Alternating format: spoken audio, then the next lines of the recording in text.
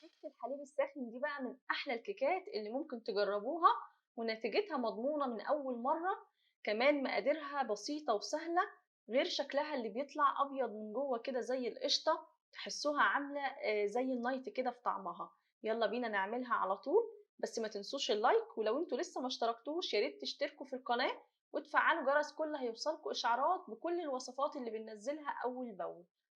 طبعا هحضر مقاديري كلها كده على الرخامة ونبدأ نشتغل على طول.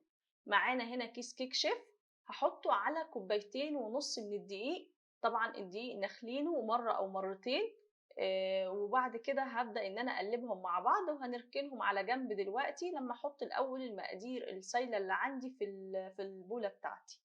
أهو قلبناهم مع بعض. انا بستخدم دقيق عادي خالص، ما بستخدمش نوع معين للكيك، بس طبعا مجرباه كذا مره وعارفه ان هو بيطلع معايا حلو. هحط في البوله بقى الثلاث بيضات، وعليهم طبعا الفانيليا كيسين كده، او فانيليا سايله هحط معلقه.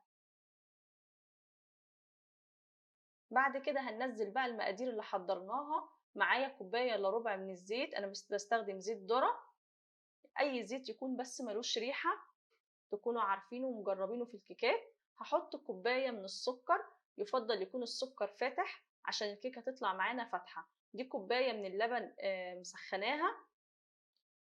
هنبدأ بقى نجيب المضرب الكهرباء ونبدأ ان احنا نخفق لحد ما نبص نلاقي الحاجات دي كلها لونها فتح معانا، والسكر تحسوا كده ان هو داب.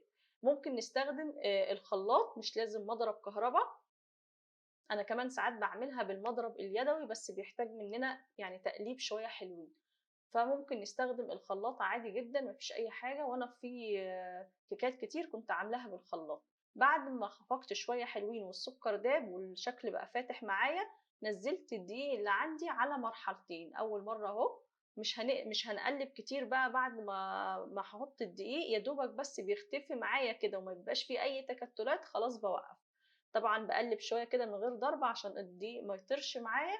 وبعد كده ببدأ ان انا ادي ضربتين كده بالمضرب لحد الدقيق ما يختفي معايا تماما، ما يبقاش فيه عندي اي دقيق ظاهر خالص.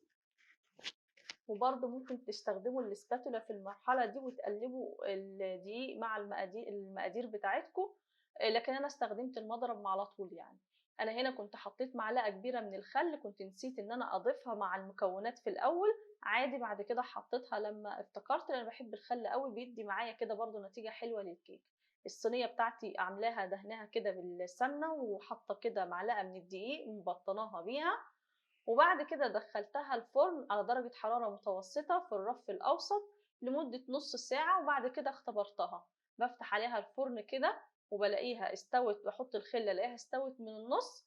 بسيبها شوية في الفرن، بعد ما طفيت ما بطلعهاش على طول عشان برضو ما تهبطش معايا. ده شكل الكيك كده من جوه بعد ما قطعته. طريقته سهلة قوي وحلو ونتيجته كويسة زي ما انتوا شايفين، والارتفاع حلو قوي ومن جوه شكلها كده ابيض وحلو. ده كان فيديو النهارده، يا رب يكون عجبكم. باي باي.